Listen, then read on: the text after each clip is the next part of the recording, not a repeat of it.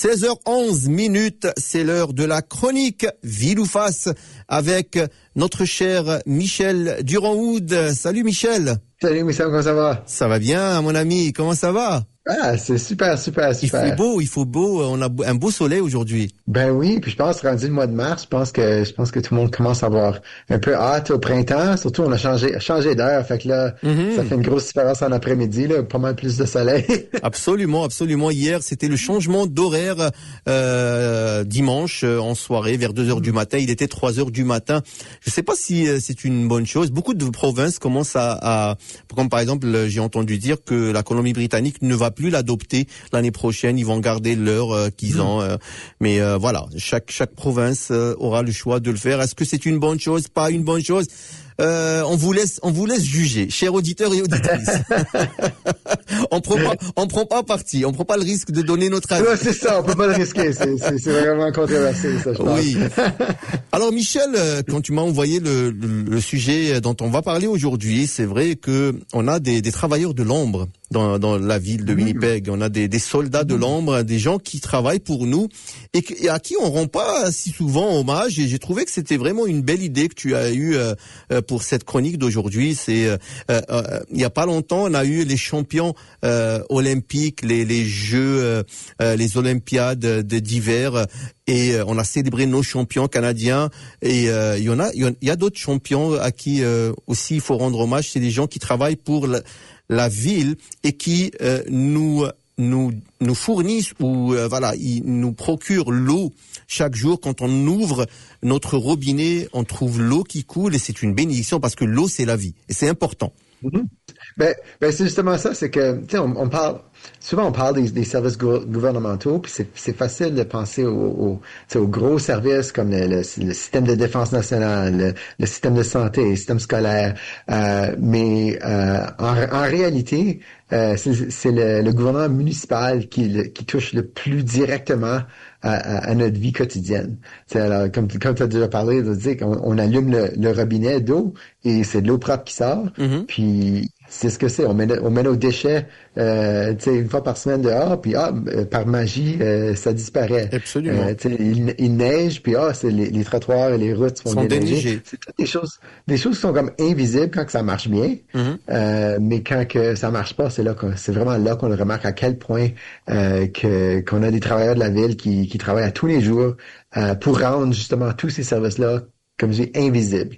Ouais. Et puis, ça a été noté, c'est ça qui m'a fait penser à ça, c'est pendant le match de la médaille d'or, le match de hockey des hommes aux Olympiques, ça, la ville ont remarqué qu'il y a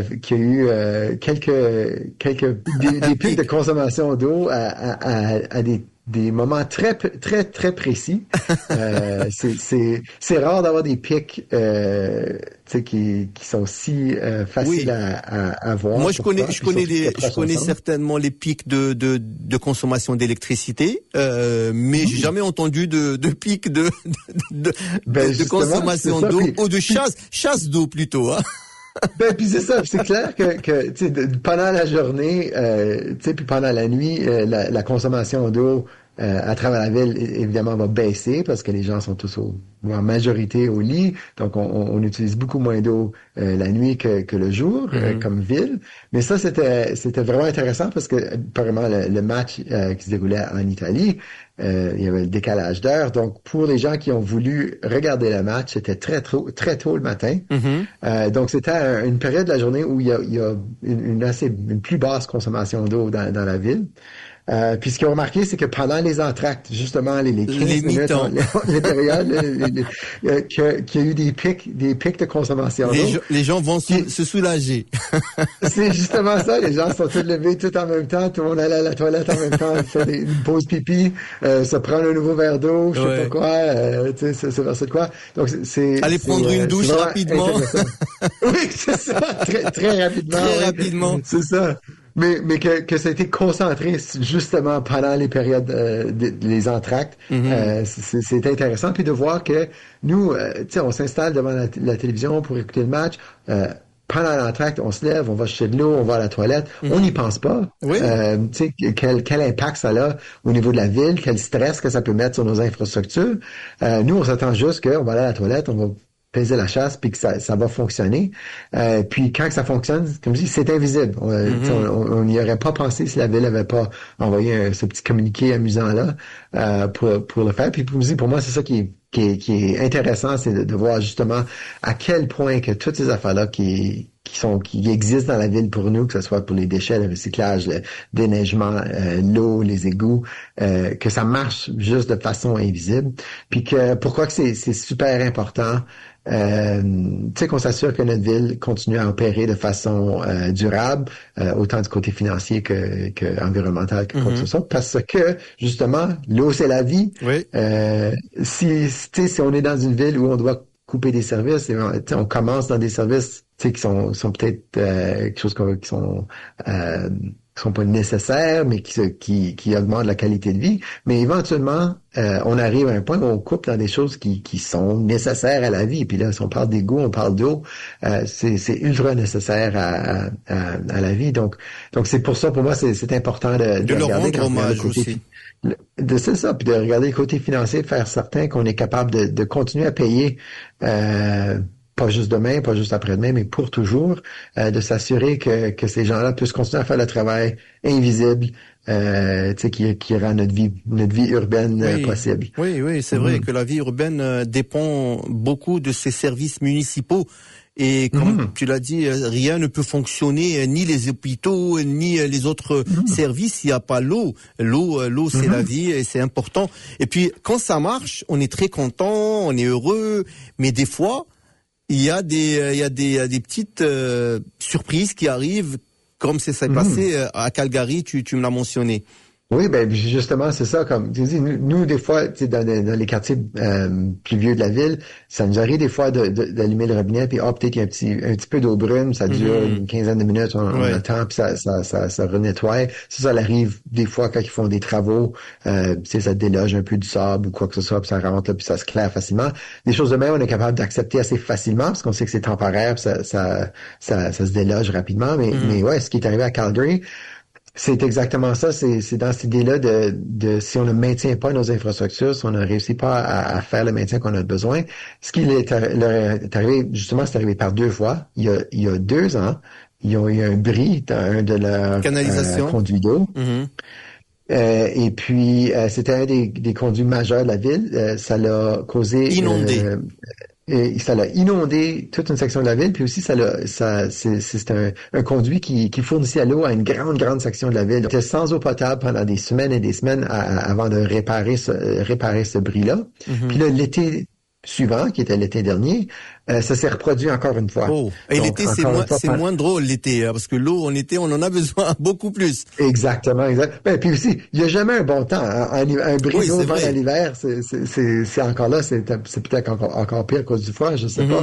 Mais il n'y a jamais un bon temps d'être sans eau potable. Puis surtout si c'est quelque chose qui va durer des semaines, ou encore pire, quelque chose que peut-être qui s'arrange pas, peut-être que les dommages sont les gâchis sont tellement gros que ça s'arrange pas. Donc c'est pour moi, c'est ça, c'est invisible quand ça marche, mais quand ça marche pas, ça peut faire des gros dégâts, puis ça peut vraiment causer des gros changements à notre vie. D'où l'importance. On n'y pense pas combien de fois qu'on sert de l'eau pendant la journée, que ce soit pour boire, que ce soit pour se laver, pour aller à la toilette, pour préparer de la nourriture, pour laver notre vaisselle, laver nos vêtements.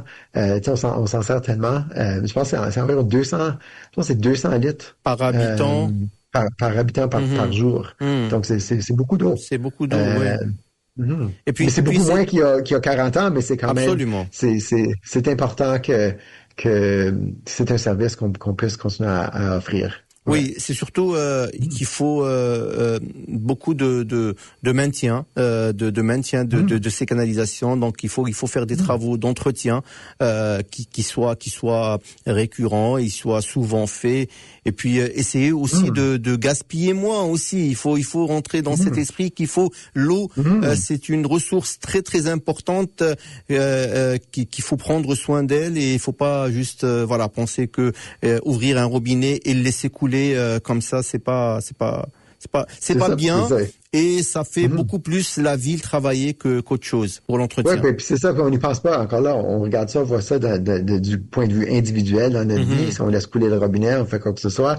Mais il faut penser aussi c'est quoi l'impact si tout le monde fait ça en même temps, si tout le monde fait ça, ça a un impact cumulatif. On a 850 000 personnes dans une ville.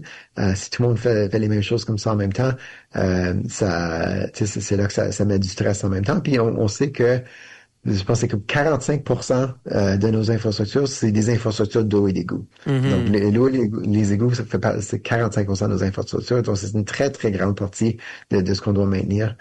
Donc, on doit tous faire notre part. Absolument. Pour s'assurer qu'on peut se faire ça de façon durable. Durable. Merci infiniment Michel Durand-Wood pour ce beau sujet, pour cette belle chronique Ville ou Face. J'apprécie tellement de jaser avec toi et j'apprends énormément et j'espère que nos auditeurs et auditrices apprennent aussi avec nous sur la gestion des villes modernes surtout et écologiques surtout. Mais ça fait plaisir toujours. À dans 15 jours. On se voit la prochaine fois. On se voit la prochaine fois. Merci, c'est beau. Salut. Au revoir. Salut.